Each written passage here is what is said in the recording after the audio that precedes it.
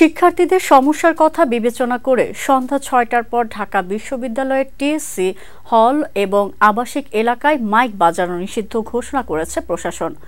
শনিবার রাত ১১টার দিকে প্রক্টর অফিস থেকে পাঠানো এক জরুরি বিজ্ঞপ্তিতে এমন নির্দেশনা দেয়া হয়।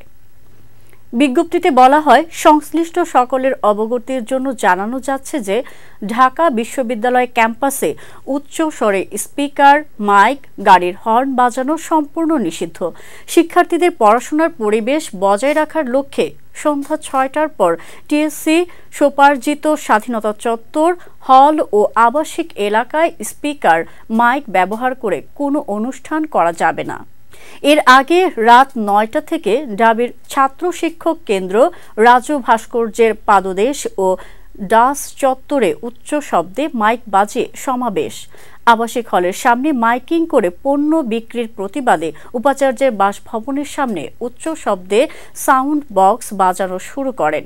পরে প্রক্টর এসে শিক্ষার্থীদের দাবি মেনে নেওয়া হবে বলে জানান।